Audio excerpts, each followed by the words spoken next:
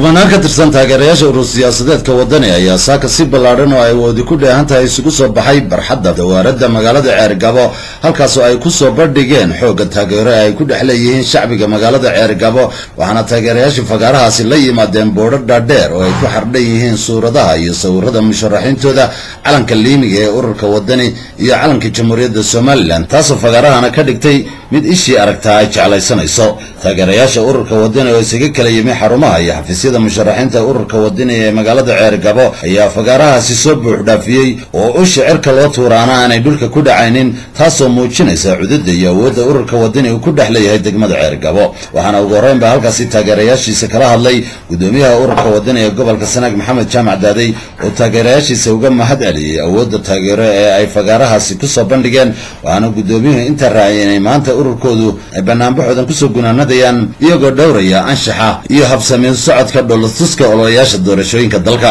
waxa iyaguna halkaasi ka hadlay qaar ka mid ah musharaxiinta ururka wadani oo ka mid yahay maayirka degmada Ceergabo Ismaaciil Xaaji Nuur oo mar labaad golaha deegaanka uga tartamaya ururka wadani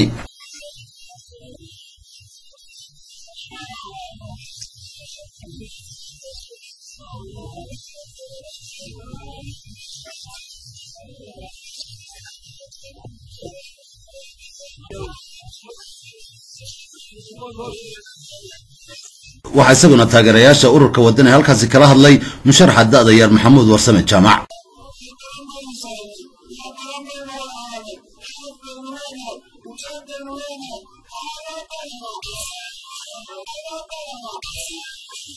inta kadibna waxa mas'uuliyiinta ururka wadani ee gobolka Sanaag iyo musharaxiintooduba ay deeq ariya u soo qaybiyeen xabsiga weyn ee magaalada Ceergabo iyo cisbitaalka magaalada waxaana kaalmada deeqdan xoolaha ururka wadani halkaasi kaga gudoomay taliyaha xabsiga dhexe ee degmada Ceergabo Maxamuud Olol Jaamac iyo agaasimaha guud ee cisbitaalka Dr. Maxamed Axmed Carabeyto waxaana labada mas'uulba ay ururka wadani uga mahad celiyeen deeqdan wax ku oolka ah ee ay cisbitaalka iyo xabsigaba soo gaarsiiyeen iyagoo ugu baaqay ururada kalena inay sidaas oo kale ugu daydaan ومحمود محمد حسن